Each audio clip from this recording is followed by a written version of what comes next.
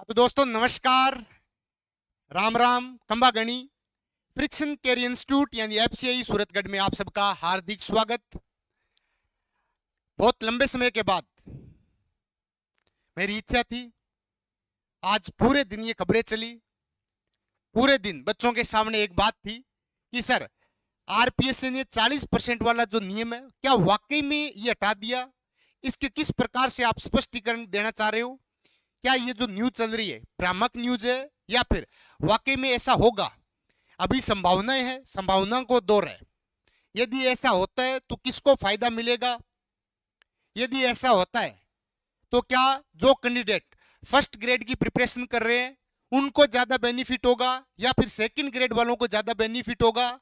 GK वाले जो arts के सब्जेक्ट वाले हैं उनको ज्यादा बेनिफिट होगा या जो साइंस सब्जेक्ट से है उनको ज्यादा बेनिफिट होगा? किस प्रकार से इसका प्रभाव रहेगा और आरपीएससी की क्या मंशा है? आखिर आरपीएससी क्यों झुक रही है इसके आगे? 40% वाला जो क्राइटेरिया है जो आरपीएससी खुद लेके आई थी उसको क्यों खत्म करना चाह रही है? एक आम स्टूडेंट की दशा, इसके साथ साथ में उनके साथ साथ में आरपीएससी एक आम स्टूडेंट को देखते हुए, पेपर सेटर का जो लेवल देखते हुए आरपीएससी अपना डिसीजन हो सकता है चेंज कर दे, इसमें कोई श्योरिटी नहीं है।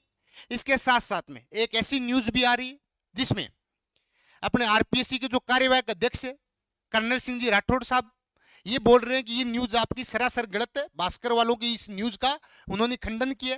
तो हो सकता है मैं भी ये न्यूज नेगेटिव भी हो, गलत भी हो आपकी, लेकिन यदि वाकई में ऐसा होता है तो क्या इसका बेनिफिट मिलेगा या नहीं मिलेगा, इस पे अपन चर्चा करेंगे। आज का जो सेशन है ये उन स्टूडेंट के लिए बहुत ज्यादा हितकारी है जो स्टूडेंट जो लंबे समय से तैयारी कर रहे हैं, संघर्ष कर रहे हैं, सब्जेक्ट में संघर्ष कर रहे हैं, जीके में संघर्ष कर रहे हैं और उनका जो इस 40% वाले क्राइटेरिया उससे सिलेक्शन नहीं हो रहा। क्या इसके हटने के बाद में उनका सिलेक्शन हो सकता है? इस पे अपन चर्चा करेंगे। सबसे पहले मैं इसको दो भागों में तोड़ना चाहूंगा। सबसे पहला जो भाग है, जो सबसे फर्स्ट भाग है, मैं ये चाह रहा हूं कि जो बच्चा फर्स्ट ग्रेड की तैयारी कर रहा है उसके नजरिए से देखा जाए तो इस नियम में उसको क्या फायदा मिलने वाला है। और उसके बाद में केस सेकंड, अपन दो केस लेंगे।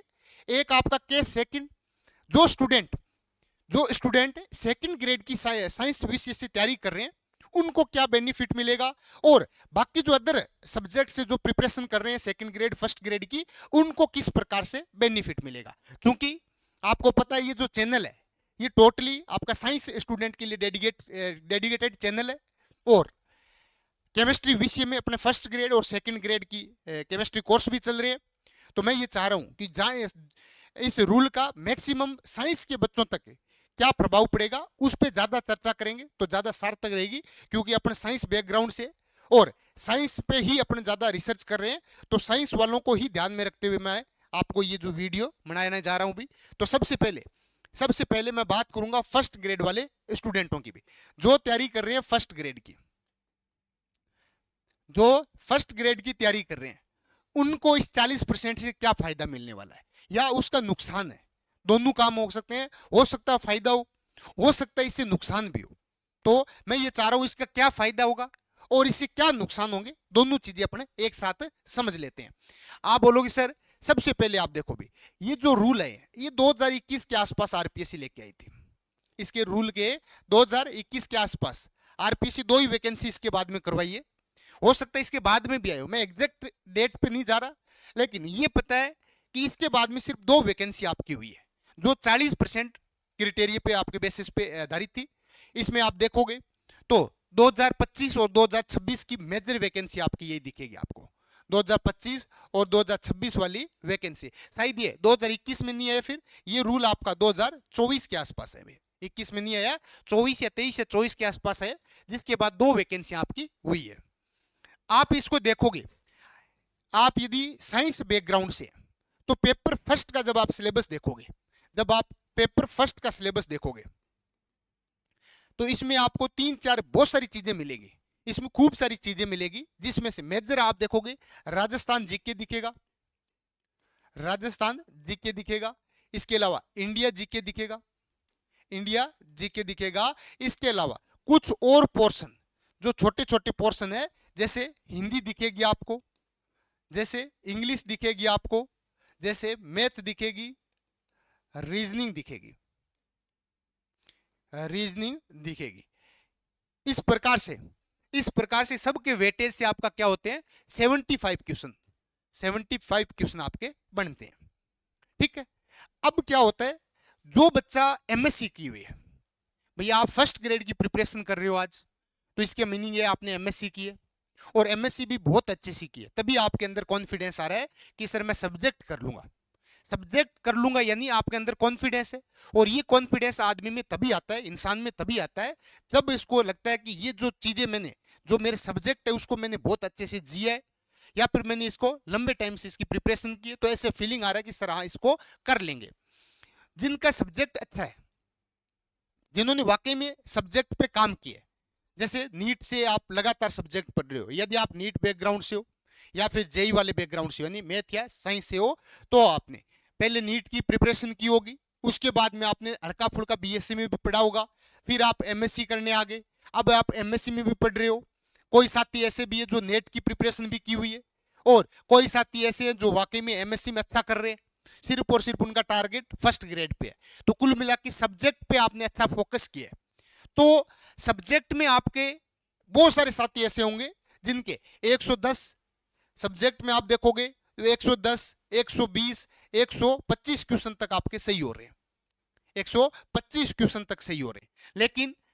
लेकिन क्या करें, अपना जो सब्जेक्ट है वो केमिस्ट्री है, मैं केमिस्ट्री की भी बात कर रहा हूँ, फिजिक्स मान लो, केमिस्ट्री मान लो, इसके अलावा बायोलॉजी, जूलॉजी, बॉटनी, ये आपके सब्जेक्ट हैं, तो इसमें आपको रीजनिंग में परेशानी आती है, बहुत ज्यादा नहीं आती लेकिन परेशानी आती है, क्योंकि ये आपका सब्जेक्ट से हटके चीजें हैं जिनको पढ़ना थोड़ा सा मुश्किल होता है। मैथ में आपको 100% परेशानी आएगी, क्यों, इसमें आपके क्वेश्चन तो 5 ही आ रहे हैं, क्वेश्चन 5 आ रही है, लेकिन ये 5 क्वेश्चन आरपीसी इतना ज्यादा टफ बना रहे हैं जिसकी कोई हद नहीं है। ठीक है, और उसके बाद में इंग्लिश में तो आपको पता ही, अपन राजस्थान स्टेट से, तो इंग्लिश का तो डब्बा गोल ही रहता है, तो ये जो 5 क्वेश्चन है ये तो ऑलमोस्ट आपको पता ही है गलत होने के लिए बनाए गए, ये सही हो रहे हैं, इसका मतलब उसके तो 40% वाली दिक्कत ही नहीं है। तो आप बोलोगे सर जब 75 क्वेश्चन देखे आपने, 75 में से 15 क्वेश्चन का मैटर तो यहीं से गया, हिंदी आपके ठीक ठाक है, मैं हिंदी में ऐसा नहीं बोल सकता आपके क्वेश्चन सही नहीं होते, हिंदी आपके ठीक ठाक है। उसके बाद में इंडिया जीके, अभी जिस प्रकार से आरपीएससी पेपर बना रही है, मैं जीके पे भरोसा ही नहीं कर सकता। पहले एक टाइम था जिस मैं आप खुद बोलता था कि जीके में 50% आपके आराम से आ जाएगी, लेकिन अभी 3-4 पेपरों में मैंने देखा है जीके में पसीने आ रहे हैं। तो आप वैसे भी साइंस बैकग्राउंड से, आपने जीके 2-3 साल से ज्यादा नहीं पढ़ा, आपने बहुत ज्यादा अच्छी बुक नहीं पढ़ी, केवल आप क्या कर रहे हो, कोचिंग के नोट्स के सारे जिंदगी जी रहे हो, उनके सारे एग्जाम फाइट करने की सोच रहे हो। इसका मतलब जीके में आपको परेशानी वैसे ही पहले से भी है, और फिर आरपीएससी का ये जो बचा खुचा ये जो लेवल है, ये अपना क्या कर रहा है, अभी जीके में जो अपना कॉन्फिडेंस था उसको धराशायी कर दिया। अब जीके के अंदर किसी प्रकार का कोई कॉन्फिडेंस अपने अंदर नहीं है। तो आप इस पूरे पेपर को देखोगे, जिस प्रकार से आरपीएससी का जो लेवल है उस हिसाब से आप देखोगे, तो 75 का आप 40% निकालो, 75 का आप 40% निकालोगे तो आपको लगभग 30 क्वेश्चन दिखेंगे, यानी इसका 40% आप बोलोगे सर 30 क्वेश्चन दिखते हैं। और इस पेपर में आप देखोगे तो बहुत सारे स्टूडेंट ऐसे हैं जो 20 क्वेश्चन से लेके 25 क्वेश्चन के अंदर अंदर खत्म हो रहे हैं, भाई इसके ज्यादा स्कोर नहीं बना पा रहे।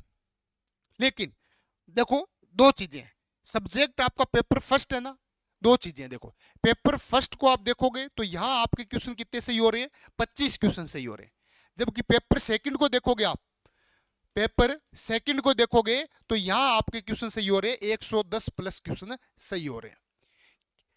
आपका टोटल ओवरऑल देखोगे तो 200 यानी 135 यानी 270 नंबर बन रहे हैं, 500 में से 270 बन रहे हैं, यानी 55% के आसपास बन रहे हैं। एग्रीगेट यदि आप देखोगे, एग्रीगेट देखोगे तो यहां से आपके 55% मार्क्स बन रहे हैं, ये आपके क्या हो गया, एग्रीगेट स्कोर है। ठीक है, और यदि इंडिविजुअल देखोगे तो यहां पे आपका 40% नहीं बन पा रहे, 40% नहीं बन पा रहे, इसका मीनिंग आप क्वालिफाइड नहीं हो, आपका सब्जेक्ट अच्छा है। आरपीसी किस लिए आपको चुन रही है, आरपीसी ये चाह रही है कि आप फर्स्ट ग्रेड बनो, और फर्स्ट ग्रेड के बाद में जब आप सब्जेक्ट अपना पढ़ाने जाओ तो सब्जेक्ट के अंदर आपका कॉन्फिडेंस होना चाहिए, सब्जेक्ट आपका अच्छा होना चाहिए। लेकिन आरपीएससी जो ये प्रणाली है ये कहीं ना कहीं सब्जेक्ट को कमजोर करने का काम कर रही है। ये बोल रही है कि जब आप जीके में आपके जिनका सब्जेक्ट अच्छा होता है उसका जीके में नंबर नहीं आते, यानी जीके में आपका नंबर नहीं आ रहे, लेकिन आप सब्जेक्ट के बादशाह हो फिर भी आपका सिलेक्शन नहीं हो रहा है, तो कहीं ना कहीं ये जो कमजोर तंत्र है आरपीएससी का वो आपको सिलेक्शन से दूर करता जा रहा है। यदि आरपीएससी, मेरी तो खुद की इच्छा है, आरपीएससी एग्रीगेट 40% करती है तो उन बच्चों को बहुत बेनिफिट मिलेगा जिनका सब्जेक्ट वाकई में अच्छा है। जैसे मैं मेरी बात करूं, हम सब्जेक्ट के बेस पे आज यहां तक पहुंचे। यदि हमारे सब्जेक्ट को नीचा कर दिया जाए, जीके वाले पोर्शन को डोमिनेट किया जाए, तो हमारा कभी भी सिलेक्शन नहीं होगा। क्यों? हम साइंस बैकग्राउंड से, हमने 10 साल सब्जेक्ट को पढ़ा है। हमने आज को एक दिन में सब्जेक्ट के बादशाह नहीं बढ़े, हमने 10 साल तक सब्जेक्ट को सिंचा है। 10 साल तक सब्जेक्ट को सिंचा, तब जाके हम सब्जेक्ट में अच्छा किया है, अच्छा कर रहे हैं। अच्छा किया था उस टाइम, तब सिलेक्शन हुआ, आज भी अच्छा करने की सोच रहे हैं और आगे भी ऐसे अच्छा करते रहेंगे। ये 10 साल की तपस्या है। अब आप मेरे को बोल दो कि सुभाष सर आप सब्जेक्ट इतना अच्छा पढ़ा रहे हो, केमिस्ट्री आप इतनी अच्छी पढ़ा रहे हो, आप हमारे को भूगोल पढ़ा दो। सर आपका तो पढ़ा हुआ ही है। अरे क्या मैं भूगोल पढ़ा दूंगा? क्या नहीं पढ़ा सकता। क्यों नहीं पढ़ा सकता? क्योंकि ये सब्जेक्ट मैंने मात्र 2 साल पढ़ा है। ये इसके पर्पज से पढ़ा है कि जैसे तैसे करके मेरा नाका लगा दे, यानी आरपीएससी में अपना काम हो जाए, बस उतना ही पढ़ा है मैंने। मैं कोई इसके अंदर पीएचडी नहीं की, लेकिन मैंने केमिस्ट्री के अंदर पीएचडी की हुई है। यानी आप बोलोगे सर केमिस्ट्री के अंदर आपकी पीएचडी है, इसका मतलब आप सब्जेक्ट का नॉलेज है। हाँ सर, इसमें आपने कर सकते हैं कि ये आपको मैं अच्छे से करा दूंगा, लेकिन क्या जीके वाला मैं करवा सकता हूं? क्या नहीं करवा सकता। यानी जो फर्स्ट ग्रेड की प्रिपरेशन कर रहे हैं, कुल मिला के ओवरऑल क्या कंक्लूजन है कि जो फर्स्ट ग्रेड की प्रिपरेशन कर रहे हैं वो एमएससी किए हुए स्टूडेंट है, जिन्होंने बीएससी में भी सब्जेक्ट पढ़ा, एमएससी में भी सब्जेक्ट पढ़ा, 11th-12th में भी सब्जेक्ट पढ़ा। ओवरऑल यदि उनके एटलीस्ट आप मिनिमम से मिनिमम सब्जेक्ट में उनका टाइम देखोगे तो हर स्टूडेंट का आपको 6 से 7 साल दिखेंगे। हर स्टूडेंट के आपको 6 से 7 साल क्या दिखेंगे? सब्जेक्ट के अंदर उनकी टाइम दिखेगा। यानी उन्होंने 6 से 7 साल सब्जेक्ट को दिए। इसका मतलब सब्जेक्ट में 40% लाना कोई बड़ी बात नहीं है। यदि आप सब्जेक्ट में कर रहे हो तो मैं आपके साथ हूं, क्योंकि जो बच्चा फर्स्ट ग्रेड की तैयारी कर रहा है वो, उसको पता है कि मैं इतने यदि तैयारी करने के बाद पेपर दे रहा हूं तो मैं 40% तो लेके आ सकता हूं। लेकिन यही स्टूडेंट आप ये चाह रहे हो कि जो बच्चा कभी जीके पढ़ा ही नहीं किसी ने, जो केवल और केवल साइंस बैकग्राउंड से पढ़ता जा रहा है, साइंस ही पढ़ता आ रहा है, और उसके बाद में आप बोल रहे हो सर जीके में आप उनके बराबर आओ जो लंबे टाइम से पिछले 5-6 सालों से जो जीके पढ़ रहे हैं, उनके बराबर आप नंबर लेके आओ। क्या पॉसिबल है? क्या नहीं है। इसका मतलब आरपीएससी को या तो साइंस का अलग से पेपर, जो जीके वाला पेपर है उसको इजी करना चाहिए। यदि नहीं कर पा रही तो आरपीएससी को ये जो एग्रीगेट वाला है ये रूल लागू करना चाहिए, ताकि सीटें खाली नहीं जाए। केमिस्ट्री में तो सीट खाली जाने का आपकी संभावना ही नहीं होनी चाहिए। केमिस्ट्री का पेपर आपका इजी आता है तो हमेशा कट ऑफ आपने देखा होगा हर सब्जेक्ट से इसकी ज्यादा जाती है। लेकिन अब इस वाली वैकेंसी में देखा आपने 2026 वाली में जितने भी कैंडिडेट थे सारे कैंडिडेट पास हो गए, और केवल जनरल की कट ऑफ को आप छोड़ दो, बाकी सभी में ऑल कैंडिडेट पास है। इसका मीनिंग क्या हुआ? इसका मीनिंग हुआ कि ऐसे स्टूडेंट्स जो सब्जेक्ट के धुरंधर थे उनका सिलेक्शन नहीं हो रहा, और जो जीके में ठीक ठाक कर रहे थे, जो लंबे टाइम से, जैसे किसी ने कांस्टेबल की तैयारी की, किसी ने वीडियो की तैयारी की, किसी ने आरएस की तैयारी की, किसी ने एसआई की तैयारी की, और फिर लास्ट में वो क्या किया, कहीं भी उनका मतलब सिलेक्शन नहीं हुआ। फिर उन्होंने सोचा कि क्यों ना अपना सब्जेक्ट भी ठीक ठाक सा है तो अपना एमएससी कर लेते। फिर उन्होंने एमएससी की और उसके बाद में उनका सिलेक्शन हो रहा है। मैं ये नहीं बोल रहा कि उनका सिलेक्शन नाजायज है, उनका सिलेक्शन होना चाहिए, जिन्होंने संघर्ष किया है उसका सिलेक्शन होता है। लेकिन एक बात ये सोचने वाली है कि जो लंबे टाइम से सब्जेक्ट पढ़ रहा है, जो सब्जेक्ट का बाद से क्या उसको क्या मिला? उसको कुछ नहीं मिला, उसको नौकरी भी नहीं मिली। लेकिन जो जीके का बाद से है वो सब्जेक्ट वालों पे डोमिनेट कर रहा है। अरे फिर वो पढ़ाएंगे क्या वहां पे जाके? एक भूगोल का बंदा जिन्होंने भूगोल पढ़ी 8-10 साल, एक इतिहास यानी हिस्ट्री पढ़ी है, पॉलिटिकल साइंस पढ़ी है, या मैथ रीजनिंग पढ़ी है, वो बंदा क्वालिफाई करके और 11th और 12th की क्लास में क्या केमिस्ट्री पढ़ा सकता है? क्या आप खुद बताओगे? तो कुल मिला के ये जो आरपीएससी का जो 40% वाला नियम था, ये नियम उसके लिए था कि आरपीएससी पेपर जो जीके वाला है उसका लेवल जो नॉर्मल रखे, तब तो ठीक है। लेकिन आरपीएससी ने तो पेपर का क्या ही लेवल रखा, आप देख रहे हो, उठ पटांग से क्वेश्चन, जहां मर्जी आए वहां से क्वेश्चन उठा लिए, कोई उनका कोई ऑथेंटिक सोर्स नहीं है। आरपीएसयू लगा कि यहाँ से उठाने चाहिए, वहां से उठा लिए, एआई से बना लिए, कोई बाहर की यूनिवर्सिटी है वहां से क्वेश्चन कॉपी कर रहे हो, तो उनका कोई औचित्य नहीं है। इसका मतलब आपने पेपर सिलेक्शन के लिए लिए ही नहीं, आपका एक ही मकसद था पेपर को कैसे करके बच्चों को रिजेक्ट किए। अरे भाई आप बताओ, जो बच्चे नेट जेआरएफ करके बैठे हैं, क्या उनमें इतनी अकल नहीं है? क्या उसमें अकल नहीं है कि आरपीएससी के पेपर को वो पास कर दे? जो बंदा पूरे ऑल इंडिया में 50 रैंक लेके आ रहा है, वो बार बार आरपीएससी में फेल हो रहा है। इसका मतलब आरपीएससी की जो व्यवस्था है उसमें कहीं ना कहीं क्वेश्चन मार्क लग रहा है। और मैं तो इसके साथ में हूं। कोई भी बच्चा यदि प्रोटेस्ट करे तो बिल्कुल ये आरपीएससी को झुकना पड़ेगा, ये 40% वाला नियम हटाना ही चाहिए, क्योंकि इसमें जो सब्जेक्ट के बाद से वो उनका सिलेक्शन नहीं हो रहा, और जो नॉर्मल बच्चे हैं जिन्होंने सब्जेक्ट से कोई उनका लेना देना नहीं है, वो उनका सिलेक्शन हो रहा है। वो आने वाली पीढ़ी के लिए घातक है। वो स्कूल में क्या पढ़ाएंगे? तो एक तो वो हो गया, उसके लिए परंपरागत, हालांकि उसमें बहुत ज्यादा डीप में नहीं जाएंगे, लेकिन कुल मिला के ओवरऑल इसको देखोगे आप, तो ये जो 40% वाला नियम है, ये उन स्टूडेंट के लिए फायदा है जिनका केमिस्ट्री विषय बहुत अच्छा है, जिनका सब्जेक्ट बहुत अच्छा है, यानी केमिस्ट्री बोले तो सब्जेक्ट बहुत अच्छा है, उनके लिए बहुत बेनिफिशियल है। आपको फिर भी ऐसा है कि सब्जेक्ट यदि आपका अच्छा है तो थोड़े आप रिलैक्स हो जाओगे कि जीके में कम भी आएंगे आपके, जीके में आप इतना एफर्ट नहीं लगा पा रहे, तो आप सब्जेक्ट को थोड़ा सा और अच्छा कर सकते हो, यानी आपके जो फेवरेट चीज है उसको आप अच्छा करने की आप में गुंजाइश है।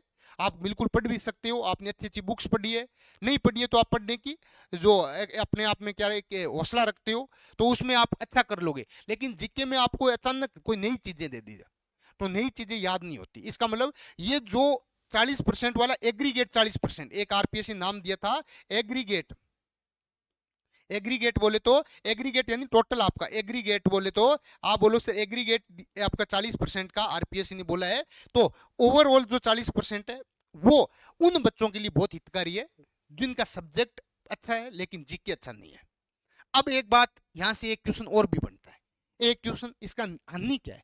देखो आप इसके लॉसेस देखोगे, फायदा मैंने बता दिया, जो लंबे टाइम से लाभ क्या हुआ? आप बोलो सर फायदा क्या हुआ? फायदा तो उन स्टूडेंट को है जो लंबे समय से सब्जेक्ट पढ़ रहे हैं, लंबे समय से सब्जेक्ट पढ़ रहे हैं, सब्जेक्ट पढ़ रहे हैं, उनका अब क्या होगा? सिलेक्शन के चांसेस बढ़ जाएंगे, उनके सिलेक्शन के चांसेस बढ़ जाएंगे, ठीक है। और नुकसान क्या होगा? हानि क्या होगी? नुकसान क्या होगा? नुकसान एक होगा, यदि अदर सब्जेक्ट वालों का भी, अदर सब्जेक्ट में जो पढ़ रहे हैं, सॉरी अदर स्टेट में के बच्चे हैं, वो उनका भी सब्जेक्ट अच्छा होता है, ओबीसी बात है, वो भी नेट जेआरएफ की तैयारी करते हैं, तो उनका भी सब्जेक्ट अच्छा है, तो जीके में जो आपका है वो और आप बराबर आ जाओगे। कैसे? जीके आपका भी इतना अच्छा नहीं है, जीके उनका भी इतना अच्छा नहीं है, लेकिन 40% वाले नियम में आरपीएससी पेपर टफ रखती थी, उसकी वजह से जो राजस्थान जीके है उनमें उनके 40% नंबर भी नहीं आ पा रहे थे। लेकिन चूंकि ये आपका जीके, आप इसको समझ पा रहे थे, तो आप कहीं ना कहीं 40% नंबर फिर भी लेके आ रहे थे। तो इससे आपका नुकसान एक होगा अदर स्टेट वालों के बीच में, और वो भी आपके बीच में कंपटीशन की तैयारी करेंगे, यानी आपके साथ में कॉम्पिटिटर बनेंगे। तो कुल मिला के एक नुकसान ये होगा, जो बाहर वाले हैं वो भी अब आरपीएससी में क्या करेंगे? अपने भाग्य आजमाएंगे, वो भी आरपीएससी में भाग्य आजमाएंगे, लेकिन हालांकि इससे ज्यादा कोई नुकसान नहीं होगा। ऐसा कभी नहीं होता कि आरपीएससी में बहुत ज्यादा बाहर वाले बच्चे सिलेक्ट होते हैं, कोई आप मान के चलो कोई मुश्किल से 2-4% हो जाए, लेकिन फिर भी एक है नुकसान, ये एक अपने नुकसान मान सकते हैं कि बाहर वाले जीके आपका कम, उनका कमजोर होता है, उनका सब्जेक्ट यदि अच्छा है तो उनका आरपीएससी में सिलेक्शन होने के चांसेस बढ़ जाएंगे। लेकिन मैं ये नहीं बोल रहा कि उनका होगा ही होगा, उनको भी तो सब्जेक्ट में आपका जीके वाले में मिनिमम 30-35 क्वेश्चन तो सही करने पड़ेंगे, 30-35% तो आने चाहिए, उनके 30-35% भी नहीं आएंगे। तो ये बहुत ज्यादा इतना नहीं है सोचने वाला विषय कि सर वही आ जाएंगे सारे, नहीं आएंगे। यदि आपका सब्जेक्ट अच्छा है, आप जीके भी ठीक ठाक कर रहे हो, तो डेफिनेटली आपका सिलेक्शन होगा। लेकिन ऐसा है कि 2-4% बाहर वाले भी आ सकते हैं, क्योंकि वो जैसे पहले आते थे, अब भी ऐसा चांसेस वापस है कि बाहर वालों की धीरे धीरे संख्या बढ़ सकती है। इसमें इतना सा ही लॉस है, बाकी लंबे समय से जो सब्जेक्ट की तैयारी कर रहे हैं उनको बहुत बड़ा बेनिफिट मिलेगा, उनके सिलेक्शन के चांसेस बहुत ज्यादा बढ़ जाएंगे। ये तो हो गया फर्स्ट ग्रेड का। अब आप देखोगे सेकंड ग्रेड में, सर सेकंड ग्रेड में ऐसा क्या सीन है? सेकंड ग्रेड का देखोगे आप, तो सेकंड ग्रेड में भी दो चीज अपने, पेपर फर्स्ट हो गया, एक आपका पेपर सेकंड हो गया, एक आपका पेपर फर्स्ट हो गया, एक आपका पेपर सेकंड हो गया। 40% वाला रूल, यदि मैं तो ये बोल रहा हूं आरपीएससी लेट जगी, आरपीएससी को अकल लेट आई, ये यदि 40% वाला रूल इस सेकंड ग्रेड वाली भर्ती में लग जाता एग्रीगेट वाला, तो हर बच्चा सिलेक्ट हो जाता। जो एफसीआई से जुड़ा हुआ था, मुझे ऐसा लग रहा है हर बच्चा सिलेक्ट होता है। क्यों? क्योंकि उनके सब्जेक्ट में 80-85 क्वेश्चन सही हो रहे हैं। आप जब 150 क्वेश्चन को देखोगे, 2.5 घंटे का टाइम है, 150 क्वेश्चन है, और इनमें आप देखोगे अच्छे अच्छे, यहाँ खूब सारे ऐसे स्टूडेंट है जिनका रियल में सब्जेक्ट अच्छा था, और 80-85 के आसपास तो लाइन लगी हुई है। 80 to 85 क्वेश्चन सही करने वालों की लाइन लगी हुई है, जिनको मैं पर्सनली मैं जानता हूँ। 150 को तो मैं पर्सनली जानता हूँ जिनके 85 क्वेश्चन तक सही हो रहे हैं, लेकिन उनको ही मैं जानता हूँ जिनके 40% भी नंबर नहीं आ रहे, यानी पेपर फर्स्ट में 40% भी सही नहीं हो रहे। एक बात बताओ, क्या वो योग्य नहीं थी? क्या वो आरपीएससी में सिलेक्शन करवाने के लिए योग्य नहीं थे? या फिर क्या वाकई में वो टीचर बनने की योग्य नहीं? क्या वो सब्जेक्ट पढ़ाने की योग्य नहीं? आरपीएससी क्या करवाना चाह रही है? आरपीएससी सिलेक्शन करवा के टीचर ही तो बना रही है। टीचर बना रही है तो टीचर में क्या होता है, सब्जेक्ट वाले डोमिनेट होने चाहिए। लेकिन पहली बार मैंने देखा आरपीएससी जैसे 40% वाला क्राइटेरिया लेके आई है, उसमें जो एक जिनका सब्जेक्ट बहुत अच्छा है वो बच्चे सिलेक्ट नहीं हो पा रहे। इससे ज्यादा और दुख की क्या बात हो सकती है भाई? जो बच्चा केमिस्ट्री में, एक लड़की है निशा नाम की, जो केमिस्ट्री में 40 में से 39 क्वेश्चन सही है। आप सोच के देखो, जिनके सब्जेक्ट में 40 में से 39 क्वेश्चन सही हो रहे हैं, और उनके जीके की वजह से वो बाहर हो रहे हैं। अरे भाई, उन्होंने क्या गुनाह किया कि कुछ? उनका सब्जेक्ट इतना अच्छा है, जब वो पढ़ाएंगे बच्चों को दिल खुश हो जाएगा। लेकिन आरपीएससी नहीं चाह रही उनका सिलेक्शन हो। आरपीएससी उठपटांग क्वेश्चन पूछ रही है, तो वो चाह रही है कि रट्टू तोता हो, कोई जीके में जो लगातार पढ़ रहा हो, जो इधर उधर से पूरा 5-10 साल जिन्होंने जीके में दिया हो, यानी एक्सपीरियंस होल्डर आरपीएससी लेके आ रही है, वो भी जीके में। और सब्जेक्ट में क्या है, ऐसा है कि नॉर्मल साइंस वाले बैकग्राउंड से हो तो आप ठीक ठाक कर लोगे, सब्जेक्ट में ठीक ठाक हो जाएगा, जीके में ठीक ठाक हो जाएगा, ठीक ठीक से आपका सिलेक्शन हो जाएगा। यानी इसलिए आपने देखा होगा 40% कट ऑफ भी नहीं जा रही, 40% भी कट ऑफ नहीं जा रही। ऐसा नहीं, मुझे ऐसा लग रहा है कि ये 40% वाला नियम भी सही है। आरपीसी अपना थोड़ा सा विवेक यूज करे। आरपीसी को पता होना चाहिए कि ये साइंस का पेपर बना रही हूं, तो साइंस के रेस्पेक्ट में जीके का पेपर किस प्रकार से बनाना चाहिए। जो साइंस बैकग्राउंड से बच्चे वो जीके में इतना अच्छा नहीं कर पा रहे, नहीं कर पाते, उन्होंने मेहनत की है तो भी जीके में नहीं कर पाते, तो उसके हिसाब से यदि इसका पेपर थोड़ा सा कम भी रखे, इसका जो लेवल है वो आरपीसी थोड़ा सा कम रख दे, तो मान के चलो भी साइंस वालों का काम हो जाएगा। लेकिन आरपीसी है, ये तो सबके लिए बराबरी करे, चाहे साइंस का पेपर हो, चाहे आपका कॉमर्स का हो, चाहे आपका जी आर्ट्स वालों का हो। आरपीएससी पेपर फर्स्ट का लेवल लगभग सबका सेम रखती है। उसमें क्या होता भी, जो साइंस बैकग्राउंड वाले हैं वो आपके दब जाते हैं क्योंकि उनका जीके पढ़ा हुआ नहीं था, तो ओवरऑल उनको नुकसान झेलना पड़ता है। इसकी वजह से इस बार लगभग जिनको 100 कैंडिडेट तो मैं जानता हूं जो बाहर हो गए इस रूल की वजह से। इस रूल की वजह से 100 कैंडिडेट बाहर हो रहे हैं, तो इनको कितना बड़ा नुकसान हुआ है। जो बच्चा 12 महीने तैयारी कर रहा है, तैयारी करने के बाद भी उसका सिलेक्शन नहीं होता, और वो भी ऐसा है योग्य कैंडिडेट हो, इंटेलिजेंट कैंडिडेट हो, उसका सिलेक्शन नहीं हो रहा, तो इससे बड़ी दुख की बात क्या हो सकती है। तो वो यदि यह आपका रूल लागू होता है, एग्रीगेट वाला रूल यदि लागू होता है, तो एग्रीगेट रूल से आपको 100% बेनिफिट होगा, 101% बेनिफिट होगा। कोई नुकसान की कोई किसी प्रकार की गुंजाइश ही नहीं है, क्योंकि एटलीस्ट जो सीट खाली जा रही है, आप ऐसे सोच के देखो कि अब जो आपकी 1000 सीट है, 1000 सीट है, इस 1000 सीट पे भी आप देखोगे तो आपको दिखेंगे लगभग 100 कैंडिडेट या 300-400 कैंडिडेट मान लेते हैं, मैक्सिमम 300 से 400 कैंडिडेट ही आरपीएससी को मिलते हैं। ये मैक्सिमम रेशो बता रहा हूं, 1000 सीटों पे 400 कैंडिडेट ही आपको मिलेंगे, 600 कैंडिडेट आपकी खाली जा रही है।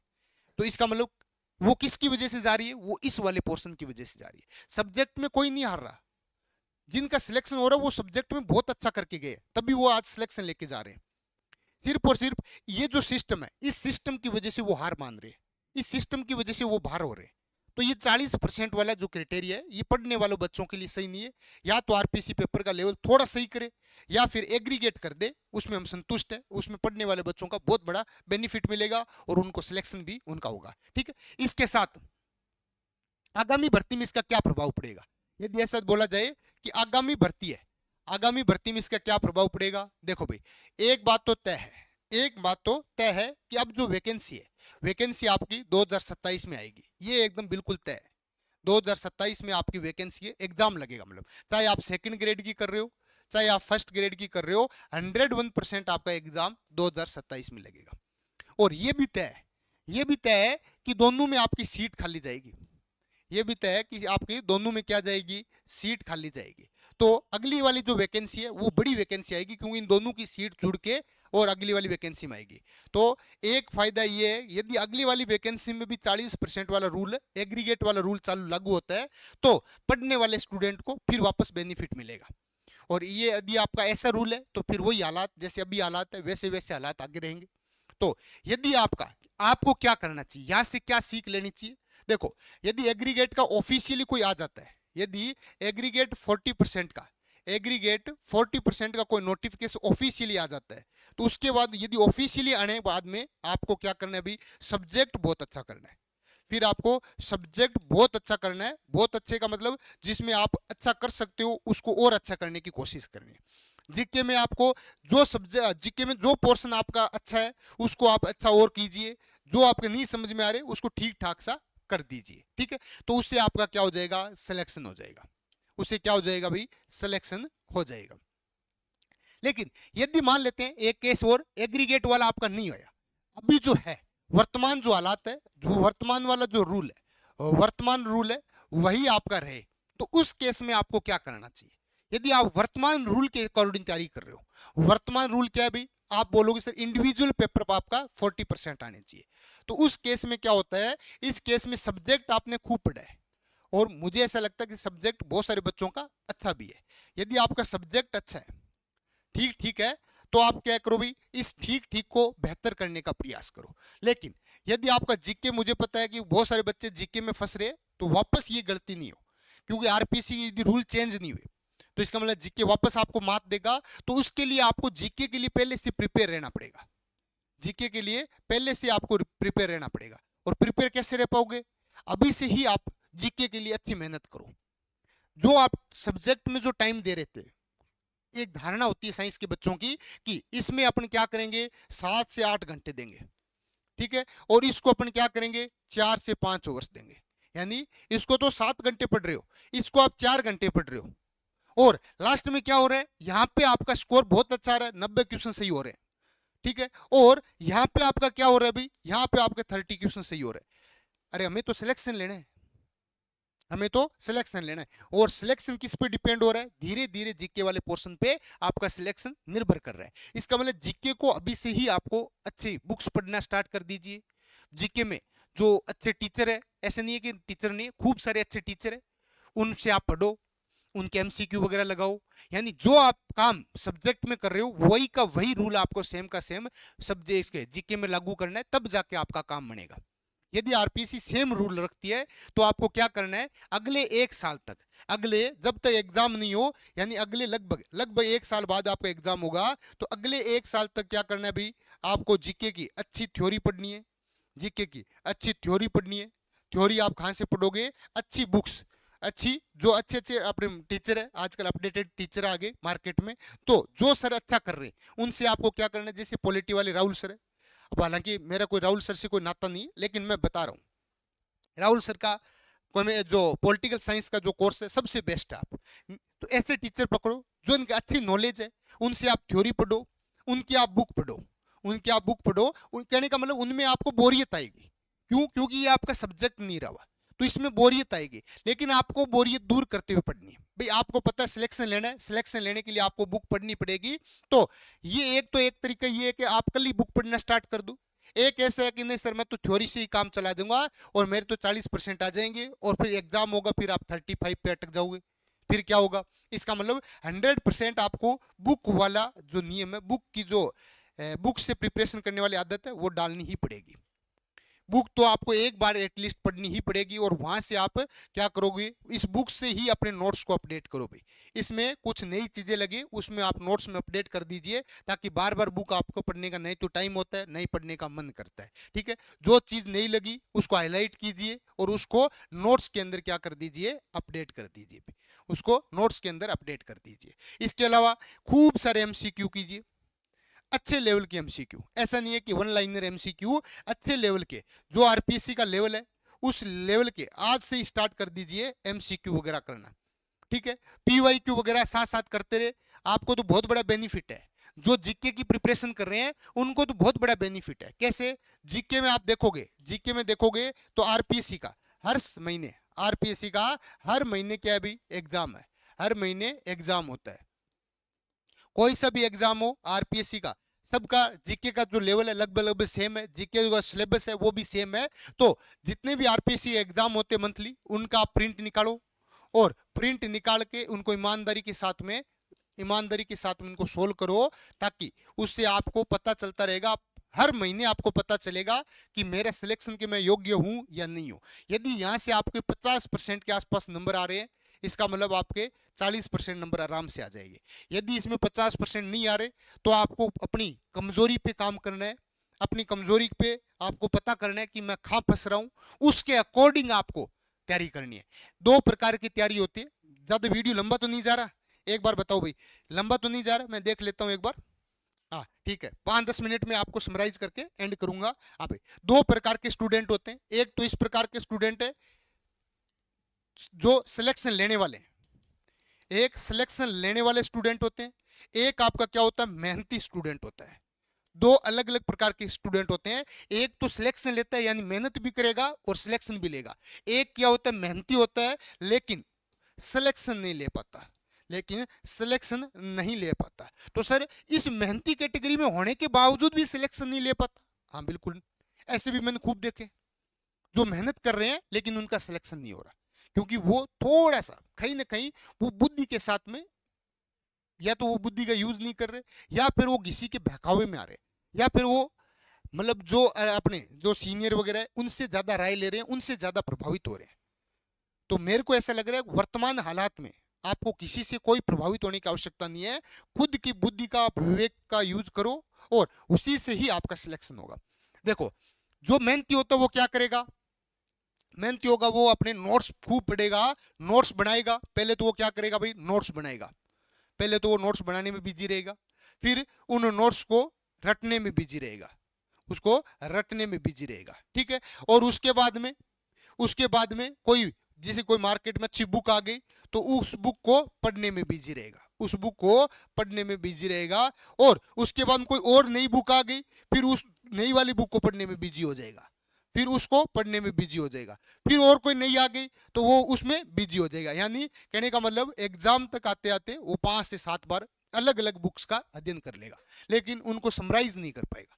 और उनकी चीजें जो अलग अलग बुक्स में अच्छी अच्छी चीजें थी वो उससे नहीं ले पाएगा, वो केवल उसको पढ़ेगा, छोड़ देगा। फिर मैं आया, मैं बोला ये बुक अच्छी है, वो उससे पढ़ने लग गया। फिर कोई दूसरा आया, बोला भाई साहब ये बुक अच्छी है, वो उससे पढ़ने लग गया। वो मेहनत आज भी 10 घंटे कर रहा है, मेहनत आज भी, जब वैकेंसी नहीं है तो भी वो मेहनत 10 घंटे कर रहा है, लेकिन उसका फिर भी सिलेक्शन नहीं हो रहा।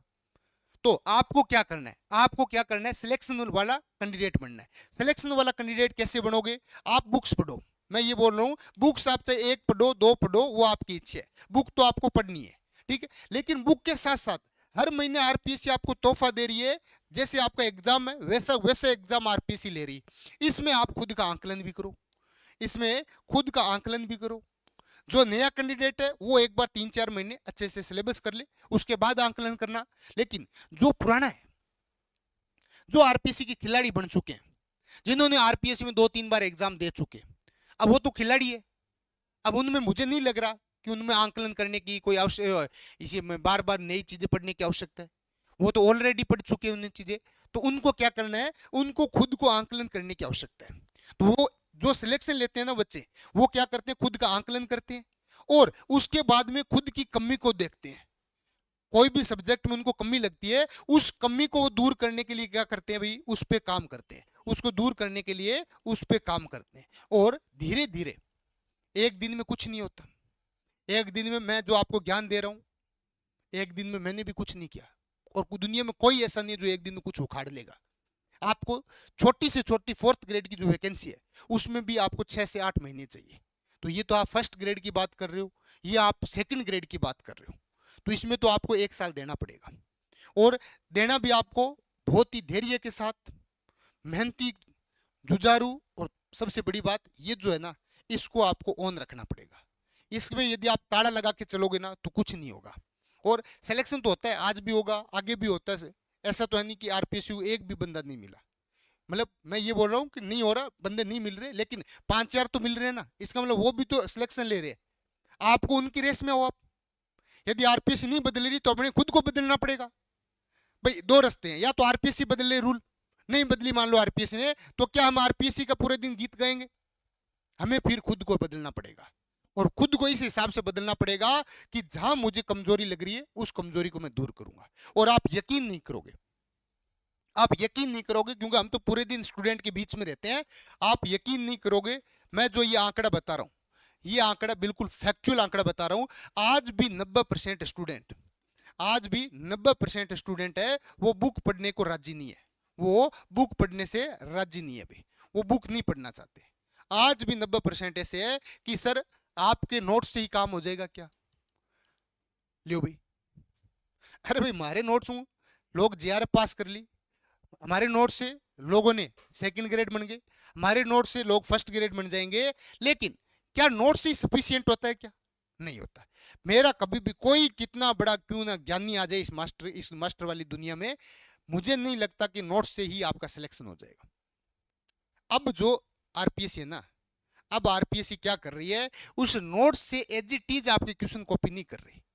नोट्स आपको क्या करेंगे? देखो नोट्स बहुत जरूरी है, लेकिन नोट्स आपको करेंगे क्या?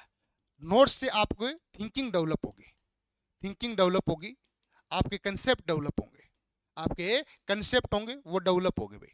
ठीक है, अब इन कंसेप्ट को डेवलप हो चुके, अब ये कंसेप्ट आपके 100% सही है, इसमें कोई सुधार की कोई आवश्यकता है, तो ये आप वेरीफाई कहां से करोगे? ये आप बुक से करोगे, ये आप बुक से करोगे। और इसमें यदि कोई सुधार की आवश्यकता है तो आप बुक से आप पढ़ोगे, तब आपको पता चल जाएगा कि सर ने ऐसा कुछ करवाया, यहाँ कुछ ऐसा है, या तो उसमें सुधार करने की आवश्यकता है, या फिर जो आपके है जो नोट्स है उसमें कुछ चीजें अपडेट करने की आवश्यकता है, वो भी आपको बुक से मिलेगी। अच्छी अच्छी ऑथेंटिक बुक्स होती है, उसको आप पढ़ोगे तो आपको पता चल जाएगा यहाँ अपडेट होने की आवश्यकता है। हालांकि हम खुद क्या करते हैं, टाइम टू टाइम अपडेट करते रहते हैं, फिर भी मैं बता रहा हूँ। और सबसे मेन बात यह है, सबसे मेन बात ये, जब आप उस बुक्स को पढ़ोगे तो ये बुक और ये जो नोट्स है, इनका यदि एक दूसरे के साथ में आपका कनेक्शन होने लग गया, यानी आप जब ये बुक पढ़ोगे तो आपको ये कनेक्ट होने लग गया कि हाँ सर ने भी ऐसा पढ़ाया था और ऐसा ऐसा ऐसा कुछ हुआ था, और ऐसे ही क्या बुक में हो रहा है। कहने का मतलब दोनों यदि इंटरकनेक्ट होने लग गए आपके माइंड में होना जरूरी है। यदि ये दोनों इंटरकनेक्ट होने लग गए, फिर आप आरपीएससी क्वेश्चन आराम से कर लोगे, फिर आपके आरपीएससी के क्वेश्चन होने लग जाएंगे।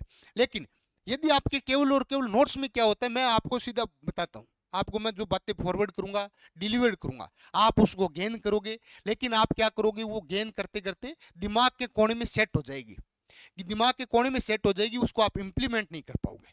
और जब आप बुक्स पढ़ोगे, जब आप क्या करोगे, बुक्स पढ़ोगे, तो जो मेरे द्वारा बोली गई बातें हैं, मेरे द्वारा समझाए गए जो कंसेप्ट है, वो उस बुक पे पहले आप इंप्लीमेंट करोगे। आप बुक की लैंग्वेज टफ होगी, तब आप क्या होगा, आपका दिमाग चलेगा कि सर ने यार ऐसा बोला था कितने सिंपल तरीके से। जैसे मैं आपको नॉरिस टाइप फर्स्ट पढ़ा रहा हूँ, अब मान लेते हो आप खुद कोई बुक से पढ़ रहे हो नॉरिस टाइप फर्स्ट, मैंने आपको सारे कंसेप्ट करवा दी, मैंने 4 लाइनों में आपको बोला पूरी नॉरिस फर्स्ट का आपके कंप्लीट। मैंने क्या बोल दिया कि अल्फा बॉन्ड का क्लीवेज करो, एक एग्जांपल बता रहा हूं, अल्फा बॉन्ड को तोड़ दो, हाँ सर तोड़ दिया। सीओ को हटा दो, हाँ सर हटा दिया। उसके बाद में हाइड्रोजन का क्या करो, एब्स्ट्रैक्ट कर दो, किसके साथ में, जो रेडिकल के पास वाला हाइड्रोजन है उस अल्फा हाइड्रोजन को एब्स्ट्रैक्ट कर दो, हाँ सर। और इससे आपका जो भी इनसे आपका क्या बन जाएगा, प्रोडक्ट बन जाएगा। अब ये चीज जब आप बुक्स में पढ़ोगे, ये सेम चीज आप जब बुक्स में पढ़ोगे ऐसे नहीं लिखी हुई होगी। उसमें क्या होगा, उसमें आपको अल्फा बॉन्ड क्लीवेज क्यों होगा, अल्फा बॉन्ड क्लीवेज करने की कहां आवश्यकता पड़ी, वो बताएगा पहले। तो उससे आपके क्या हुआ, कंसेप्ट क्लियर हुआ कि सर ने बोला अल्फा बॉन्ड क्लीवेज करना है, लेकिन सर ने ये नहीं बताया क्यों करना है। वो कौन बताएगा आपको, वो आपको बुक बताएगी। ठीक है, फिर मैंने आपको बोल दिया कि डी कार्बोक्सिलेशन करना है, सीओ को वहां से हटाना है, आपको बुक बताएगी कि सीओ को हटाने की आवश्यकता क्यों पड़ी। ठीक है, मैं ये नहीं बता रहा, मैं एक मतलब सर सब टीचरों की कॉमन बात बता रहा हूं। उसके बाद में क्या है, हमने ये बोल दिया आपको कि हाइड्रोजन बॉन्ड का एब्स्ट्रैक्ट करना है। ठीक है, क्यों करना है, इसके पीछे क्यों जरूरत पड़ी, यही प्रोडक्ट आपका क्यों बनेगा, ये सारी जो डिटेल में जो व्याख्या है वो आपको कौन देगी, वो आपको बुक देगी। हालांकि हमने खुद बुक पढ़ी है तो हमने उसका क्या मोटा मोटा निचोड़ निकाल लिया। अब क्या है, कोई भी टीचर, दुनिया का कोई भी टीचर हो, वो 1000 पेज की बुक्स को आपका हूबहू अपने नोट्स में नहीं छपा सकता। वो उसको क्या करेगा, मेन जो काम की चीज है वो आप बच्चों तक पहुंचाएगा। लेकिन जब आप खुद उस बुक्स को पढ़ोगे तो 1000 पेज की पूरे पूरे आप क्या करोगे, मेमोरी में फिट कर लोगे। और उसके बाद में आरपीएससी के जो क्वेश्चन आते हैं ना आजकल, कथन वाले क्वेश्चन आते हैं, कारण वाले क्वेश्चन आते हैं, ठीक है। इसके अलावा 5 या जो स्टेटमेंट दे देते हैं उसमें से कितने स्टेटमेंट सही है, तो वो वहां से आपके सही होंगे, नहीं तो मेरे पढ़ाने से सही होंगे, नहीं किसी और के पढ़ाने से सही होंगे। वहां से ऐसा है कि वहां से आप 100% क्वेश्चन सही कर सकते हो, हमारे पढ़ाने से आपके 80% क्वेश्चन सही हो जाएंगे। लेकिन सेकंड ग्रेड में तो मैं बोल ही नहीं रहा, सेकंड ग्रेड तो ऐसा सब्जेक्ट है, सेकंड ग्रेड में तो 100% सारे के सारे सही हो जाएंगे। लेकिन मेरे भावना समझो आप, मेरे कहने की भावना ये है कि 100% हमारे सही हो रहे हैं, लेकिन यदि आप उस बुक्स को और उस बुक से पढ़ोगे तो आप में इतनी सारी चीजें, इतनी सारी थॉट आपके डेवलप होंगे, आप सोच भी नहीं सकते। और यदि जिस दिन आप बुक पढ़ना स्टार्ट कर लिया, आरपीएससी में आपका सिलेक्शन हो जाएगा, ठीक है। तो ये आपकी जो मेरे को ऐसे हकीकत लगी, जो बच्चों में जो वाकई में जो प्रॉब्लम आ रही है वो होगा। और ये मान के चलना 40% वाला जो एग्रीगेट वाला रूल है ये सबके लिए बेनिफिट होगा। ये यदि लागू होता है तो सारे कैंडिडेट आपके सिलेक्ट होंगे, और यदि ये नहीं होता है तो आपको फिर ये जो मैंने बताया मेथड, ये आपको फॉलो करना पड़ेगा, बुक्स वगैरह आपको पढ़नी पड़ेगी, क्योंकि हमें 40% से लड़ाई लड़नी है। हमें 100% से लड़ाई नहीं लड़ रहे, हम 40% भी नहीं लेके आ रहे। इसका मतलब क्यों नहीं लेके आ रहे, क्योंकि आजकल का जो पैटर्न था, पुराने जो टीचर थे, परंपरागत जो टीचर थे, उनका फिक्स पैटर्न था कि यहां से उठा दिया, वहां से उठाया और सीधा आपको पढ़ा दिया। लेकिन आरपीएससी वहां से पूछ ही नहीं रही, आरपीएससी उसके तय तक जा रही है, कारण पूछ रही है क्यों हो रहा है ऐसा, वो उन्होंने कभी नहीं बताया, ठीक है। और ऐसा नहीं है कि भी नए टीचर बता रहे, हम भी पूरी प्रयास करते हैं कि हर चीज आपको बताएं, लेकिन नहीं बता पाते। इस बात को आप समझो, सारी चीजें नहीं बता सकते, क्योंकि सारी चीजें बताने के लिए कम से कम ये जो आपका फर्स्ट ग्रेड का कोर्स है, कम से कम जो सेकंड ग्रेड का कोर्स है, इनमें एक एक डेढ़ डेढ़ 2 2 साल लगेंगे, ठीक है। इतना टाइम भी नहीं होता, इतना आप में भी बोरियत आ जाएगी। तो कुल मिला के ये जो चीजें हैं ये खुद को आपको करना पड़ेगा, ऐसी की ऐसी चीजें सेम की सेम आपको जीके में करनी पड़ेगी। सब्जेक्ट में इतनी इंपॉर्टेंट नहीं है, सब्जेक्ट तो फिर भी मैं बोल रहा हूँ कि आप जब देखोगे तो सब्जेक्ट में आपके गारंटी दे रहे हैं हम, क्वेश्चन सही हो जाएंगे। 130 यदि 140 क्वेश्चन फर्स्ट ग्रेड में आपके केमिस्ट्री में आते हैं तो 125 क्वेश्चन की तो गारंटी मैं लेता हूँ, सब्जेक्ट में हम ले लेंगे। क्यों, क्योंकि हम ऑलरेडी बुक पढ़ के आपको पढ़ा रहे हैं। लेकिन जीके में गारंटी कोई नहीं लेगा आपको, क्योंकि जितना कितने भी महान टीचर क्यों ना हो, मैं टीचरों की बुराई नहीं कर रहा, कितना भी महान क्यों ना हो, अरे जीके में तो अथा है, क्या कोई अथा आपको नोट्स में लिखवा सकता है क्या? ये बात बताओ, जीके तो अथा है, क्या कोई टीचर जीके अथा जो जीके उसको अपने नोट्स में लिखवा देगा क्या? कभी नहीं लिखवाएगा। तो आप बोलोगे सर ये जीके है ना, इसके लिए तो आप खुद को ही प्रयास करने पड़ेंगे, जितने ज्यादा खुद प्रयास करोगे उतना ही दुनिया से आगे चलते जाओगे। और दुनिया से यदि आगे निकलना है तो एकमात्र आपको क्या करना पड़ेगा, इस जीके में आपको बुक्स पढ़नी पड़ेगी, इस जीके में खुद का आकलन करना पड़ेगा। मंथली वाइज आप टास्क सेट कर लीजिए कि कैसे सर मंथली वाइज क्या टास्क सेट करना है ये भी बता दीजिए। अरे भाई जीके में यदि आपको खुद को 40% तक लेके जाना है, यानी आरपीएससी में आपको सिलेक्ट होना है, तो 3 4 चीजें जो मुझे लग रही है वो आप कर लीजिए। एक तो आप बुक से आप जीके पढ़ना स्टार्ट कर दीजिए, बुक से आप क्या करो भी जीके पढ़ना स्टार्ट कर दीजिए। 1 नंबर बात, बुक आपने पढ़ ली, हाँ सर हमने बुक से जीके पढ़ लिया। अब उसके बाद 2 नंबर, जो आप इसका आंकलन करने के लिए मंथली आप मंथली क्या करो, एक चार्ट बना लो कि मंथली जैसे आरपीएससी ने 3 पेपर करवाए, इन पेपर का आप प्रिंट निकालो, और जो आपके सिलेबस में है उन क्वेश्चन को करके देखो। और फिर इसमें जो आपके गलत हो रहे उसमें आप ये देखो कि आपके जो गलत हुए क्वेश्चन, ये जो क्वेश्चन गलत हुए, क्या वहां अपने जो नोट्स है क्या इसके अंदर है या नहीं है तो क्यों गलत हुआ, यानी उसको रिवीजन करना है तो उसका केवल रिवीजन करना है। यदि ये नोट्स का मतलब नोट्स बोल दो या बुक हो, उसके अंदर नहीं है इसका मतलब मुझे कुछ एक्स्ट्रा एफर्ट करना पड़ेगा, कुछ एक्स्ट्रा पढ़ना पड़ेगा। समझ रहे हो? इतना आपको करना है, और ये उसमें करना है जो आपका बहुत अच्छी जीके है। जैसे आप राजस्थान जीके बहुत अच्छा है, तो उसमें आप क्या कर सकते हो, ज्यादा से ज्यादा क्वेश्चन सही कर सकते हो। तो उसमें ऑलरेडी आपकी थॉट प्रोसेस अच्छी है, तो उसके लिए आप बुक पढ़ोगे तो आपको पता चल जाएगा। तो उसके लिए आप ये जो बता रहा हूं मैं, ये करना बहुत आसान रहेगा। ठीक है? इसके अलावा आंकलन हो गया, हाँ सर, बुक हो गया, जीके हो गया, आंकलन हो गया, और एक एक क्या है, कोई अच्छी जो टेस्ट सीरीज हो, एक कोई अच्छी जो टेस्ट सीरीज चल रही हो मार्केट में मैं ये बोल रहा हूँ, बहुत अच्छे टीचर, कई कई ऐसे टीचर है कि शानदार टेस्ट सीरीज बनाते हैं, और आजकल तो इंडिविजुअल और बनने लगे, हर सब्जेक्ट की खुद की टेस्ट सीरीज बनने लगी। तो उनसे क्या करो, उनसे भी आप ना अभी 2-3 महीने बाद में उसको भी लगाना स्टार्ट कर दीजिए भाई। उससे नुकसान कुछ नहीं होगा, 100-200 रुपए लगेंगे, लेकिन उससे आपको ये भी पता चलता रहेगा कि टेस्ट के अकॉर्डिंग मुझे पढ़ता रहूंगा, यानी आपका सिलेबस भी कवर होता रहेगा। लेकिन ध्यान रखना, इसमें गलती एक ही बच्चा करता है कि वो क्या करता है, 7 दिन की उस शेड्यूल, उस टाइट शेड्यूल को फॉलो करता है। शुरू शुरू में तो वो हो जाता है, उसके बाद में होता नहीं है, तो आधा अधूरा मैटर पड़ता है। आधा अधूरा नहीं पढ़ना। आपको कोई 7वें दिन टेस्ट नहीं देना, आपको कोई संडे का दिन, ये नहीं है कि संडे का दिन ही मुझे टेस्ट देना है, ये आप धारणा छोड़ दीजिए। आपको क्या करना है, वो जो आपको टेस्ट सीरीज में टॉपिक दिए हुए, मान लेते 4 टॉपिक दिए हुए, तो ये चारों टॉपिक आपके जब तक कंप्लीट नहीं होते, चारों टॉपिक कंप्लीट नहीं होते। और कैसे कंप्लीट करना है, इसमें आपको संतुष्टि होनी चाहिए। आप बुक्स वगैरह पढ़ के आपको ऐसा लग रहा है मैंने पूरी बुक पढ़ी, आपको ऐसा लग रहा है कि आरपीएससी का जो पेपर हो रहा है उनका मैंने आंकलन किया, उसके बाद आपको ऐसा लग रहा है उनकी जो कमी थी उसको भी मैंने दूर कर ली। अब मुझे ऐसा लग रहा है कि ये जो चारों टॉपिक है, मेरी तरफ से मैंने जो 100% कर सकता था सारा कुछ किया, मेरी तरफ से जो मैं कर सकता था वो मैंने सब कुछ किया। उसके बाद आप टेस्ट दो, उसके बाद आप टेस्ट दो, तब तो आपको पता चलेगा कि इस टेस्ट में मुझे क्या करना है। अभी भी वाकई में कोई कमी रह गई क्या? यदि कमी रह गई तो क्या वो मेरे स्टडी मटेरियल में कमी है? यदि उसमें है तो मैं उसमें कुछ अपडेट करूंगा। यदि ऐसा है कि स्टडी मटेरियल 100% अपना वहीं से क्वेश्चन बन रहे हैं, लेकिन क्वेश्चन पूछने का जो तरीका है वो उनका अलग है, मैं वहां तक नहीं पहुंच पा रहा, यानी क्वेश्चन के जो लैंग्वेज है या क्वेश्चन के जो स्टेटमेंट है उसके अंदर मैं फंस रहा हूं, तो फिर आपको उसके अकॉर्डिंग ढलना पड़ेगा। दोनों चीजें हैं, इसमें मटेरियल की कमी भी हो सकती है, तो उसके लिए आपको बुक्स वगैरह यूज करनी पड़ेगी। और यदि मटेरियल आपका सही है, मटेरियल आपका सही है, और क्या करना है भाई, मटेरियल के अलावा आप जो क्वेश्चन की लैंग्वेज है या फिर जो चीजें बहुत सारी आपने जो पढ़ी है वो आपके याद नहीं हो पा रही, वहां पे आपके क्वेश्चन गलत हो रहे हैं, तो फिर आपको क्या करना पड़ेगा, प्रॉपर रिवीजन करना पड़ेगा।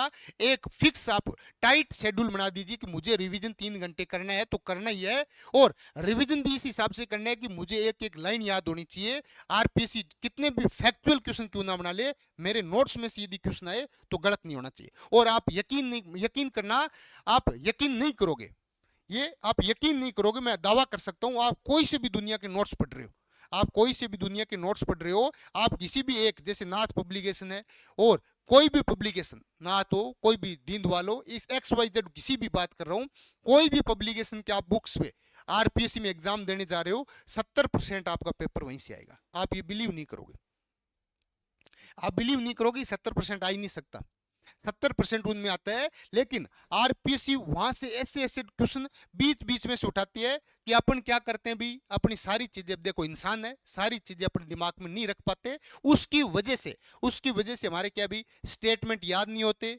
उठपटांग स्टेटमेंट आते हैं और उसमें अपन फंस जाते हैं, और उसकी वजह से अपने क्वेश्चन गलत हो जाता है। तो मैं तो ये बोल रहा हूं कि इस बुक्स को आपने पढ़ा है तो इसका 3-4-5 बार अच्छे से रिवीजन करो, फिर उसका आंकलन करो आरपीएससी के अंदर, फिर उसमें कमी आए तो उस पोर्शन को वापस पढ़ो, फिर भी आपको ऐसा लगे कि इस बुक में कम है, सफिशिएंट नहीं है मैटर, तो उस मैटर को आप किसी दूसरी बुक से ऐड कर लो, लेकिन उतने ही ऐड करना है जिस टॉपिक में आपकी कमी आ रही है। और उसके बाद क्या करना है, उसके बाद जो आप टेस्ट सीरीज दे रहे हो, कोई अच्छे इंस्टीट्यूट की दे रहे हो, उस इंस्टीट्यूट के अच्छे टेस्ट सीरीज में यदि आपके क्वेश्चन में प्रॉब्लम आ रही है, क्या थ्योरी में प्रॉब्लम आ रही है, तो थ्योरी वापस चेक करो। और आपको ऐसा लग रहा है थ्योरी तो आपने जो पढ़ी है वो 100% सही है, जितनी बुक्स जो आपके पेपर पूछे जा रहे हैं, क्वेश्चन पूछे बन रहे हैं, वो सारे के सारे थ्योरी में से है, लेकिन मेरे में कमी है, मेरे से याद नहीं हो रहा, तो फिर रिविजन की जो शैली है उसको चेंज करनी पड़ेगी, रिवीजन को ज्यादा आपको टाइट करना पड़ेगा, तब जाके आरपीएससी में सिलेक्शन होगा। और ये इसलिए मैं बता रहा हूं क्योंकि जीके ही सबका कबाड़ा कर रहा है, जीके ही कबाड़ा कर रहा है। और साथ में बता रहा हूं भाई केमिस्ट्री में भी अपना जो टॉपिक चल रहे हैं, केमिस्ट्री में सेकंड ग्रेड हो चाहे फर्स्ट ग्रेड हो, अपना कोर्स चल रहे हैं। ऐसा नहीं है कि केमिस्ट्री में आपके पूरे नंबर नहीं आ सकते, पूरे मार्क्स आ सकते हैं। सेम की सेम चीज आपको केमिस्ट्री में करनी पड़ेगी। राजस्थान हो हरियाणा हो, हम सारे चीजें नहीं करवा सकते। हरियाणा हो अपने आसपास के, या यूपी हो, इनके हर साल आपको कभी ना कभी सेट का एग्जाम दिखेगा, इनके कभी न कभी आपको सेट का एग्जाम दिखेगा, कभी न कभी कोई न कोई स्टेट में आपको फर्स्ट ग्रेड का एग्जाम दिखेगा, आपका केवी वगैरह का फर्स्ट ग्रेड होता रहता है उनका एग्जाम दिखेगा, या फिर नेट के सेकंड जो पोर्शन है, यानी जहां से छोटे छोटे क्वेश्चन बनते 2-2 नंबर वाले, इन सब से खुद का आंकलन करना है। इन सब से क्या करना है? खुद का आंकलन करना है। कमी आ रही है तो उस कमी को दूर करना है। कमी दो तरीके से आएगी, वापस वही चीज, एक तो आपका मटेरियल में कमी आएगी, तो मटेरियल में यदि कोई छोटी मोटी कमी आए, मुझे नहीं लग रहा कि मटेरियल में आएगी, लेकिन मैं फिर भी बोल रहा हूँ यदि कोई छोटी मोटी आए तो उसको अपडेट करना है, यानी उस क्वेश्चन के माध्यम से उस मटेरियल को अपडेट करना है। और यदि रिवीजन में आ रही है तो खुद पे आपको इतना खुद को बेहतर करना है कि उसका रिवीजन इस हिसाब से करना है कि आगे से फिर आपके रिवीजन में किसी प्रकार की कोई कमी नहीं आए। इतना आप कर लीजिए, मैं दावा कर सकता हूं अपना जो स्टडी मटेरियल है उसमें मैं ज्यादा कुछ नहीं कह रहा। 140 क्वेश्चन है, 140 में से 130 क्वेश्चन का मैटर आपको हूबहू मिल जाएगा भाई, हूबहू आपको नोट्स में से मिल जाएगा। लेकिन उसमें से सही कितने होंगे? सही आप देखोगे तो 100 कर पाएंगे, कोई आपका 85 भी करेगा, कोई आपका 50 ही करेगा, कोई आपका हो सकता है 120 कर ले, कोई हो सकता है 130 के 30 कर ले। ये सब कुछ आप पे डिपेंड कर रहा है। कोई पर्सन आपका हूबहू आने से ऐसा नहीं होगा कि आपका हूबहू आ जाएगा और आपका सही हो जाएगा। सही आपका तभी होगा जब आप ये सारी चीजें फॉलो करोगे। मैं आपको 140 में से 130 क्वेश्चन का मटेरियल दे सकता हूं, लेकिन मेहनत आपको करनी पड़ेगी और ये सारी चीजें खुद को करनी पड़ेगी, तब जाके आपका सिलेक्शन होगा। इसके साथ सेकंड ग्रेड में तो मैं पूरा दावे के साथ कह सकता हूं कि 40 में से 40 क्वेश्चन का मैं मटेरियल आपको दे दूंगा, और इसमें से बहुत सारे बच्चे सही भी करेंगे क्योंकि इसका पोर्शन छोटा है। लेकिन फिर भी मैं वापस बोल रहा हूं, ये सब कुछ यदि आप करोगे तो आपके 40 में से 40 सही होंगे, अदरवाइज 25, 30, 28, 32 ऐसे में अटक जाओगे। तो कहने का मतलब सब चीजें किस प्रकार से करनी है वो मैं सब कुछ बता दी। ये आगामी अपनी रणनीति रहनी चाहिए, तब जाके आप आरपीएससी में सेलेक्ट हो पाओगे। और दूसरों पे ब्लेम करना, ये करना, वो चीजें छोड़ो, वो आदतों से उठ के अपने को खुद पे काम करना है और खुद के आंकलन करना है। इसके अलावा बहुत ज्यादा भटकाव करने की आवश्यकता नहीं है। बहुत ज्यादा अलग अलग आपको ऐसे फ्लेवर कट होते नहीं कुछ बच्चों के फ्लेवर अलग अलग ले, अरे अलग अलग फ्लेवर टेस्ट करने से कुछ नहीं होगा। आपको क्या करना है, आपको ये जो चीजें बता रही इसको इस हिसाब से आपको अरेंज करना है। पहले आप 1 महीने में खुद को जो मैंने बताया इनसे इसके रूप में ढाल के देखो, फिर इसमें देखो कि वाकई में अपन पहुंच पा रहे हैं। थोड़ा सा दिमाग खुला होना चाहिए, जो टीचर आपको पढ़ा रहा है उसके कंसेप्ट क्लियर होने चाहिए। आधे टीचर तो ऐसे है कि उनके कंसेप्ट खुद के क्लियर नहीं होते, इस वजह से भी प्रॉब्लम आती है, वो भी मैं दर्द समझता हूं। लेकिन टीचर का अच्छा चूज करना आपके हाथ में, आपको ऐसे चूज करना है कि बहुत ज्यादा कोई बात होती है अपने बातों में बहकाव में आ जाते हैं, कोई ज्ञान में आ जाते हैं, तो ज्ञान वाले टीचरों से दूर रहना, क्योंकि ज्ञान वाले केवल ज्ञान में ही एक्सपर्ट होते हैं, वो सब्जेक्ट में एक्सपर्ट नहीं होते। आपको सब्जेक्ट एक्सपर्ट टीचर ढूंढना है और उसके बाद उस पर आपको बुक्स वगैरह के साथ में काम करना है। फिर आप देखना नज़ारे आ जाएंगे, आपको ऐसा लगेगा कि अब हम आरपीएससी में सिलेक्ट हो जाएंगे। ऐसे ऐसे आप करोगे तब जाके कुछ आपकी नया पार होगी। अदरवाइज तो भाई आरपीएससी क्या लेके बैठी है भाई, चाकू लेके बैठी है, सबकी गर्दन काटने में लगी हुई है। मैं ये चाह रहा हूँ कि जो एफसीआई से जुड़ा हुआ है उसको कम से कम मैं सही डायरेक्शन दूं, ताकि उसका पहली बार में भी सिलेक्शन हो, या फिर 2-4 बार इधर उधर भटक गया हो। लेकिन अब यदि आप प्रॉपर तरीके से हमारी गाइडेंस में रह के आप तैयारी करोगे तो आप सिलेक्शन तक पहुंच सकते हो। ये मेरा जो ओपिनियन था वो मैं आपके सामने रखा। इसके बाद में आपको ऐसा लग रहा है कि सर ऐसा होना चाहिए, ये मेरे हिसाब से ये ज्यादा सही है, तो आप अपने जो भी सुझाव है वो सुझाव आप यूट्यूब पे बता सकते हो, उसमें अपन देख लेंगे। इसके बाद मिलेंगे एक नए सेशन में, तब तक के लिए धन्यवाद। Thank you so much.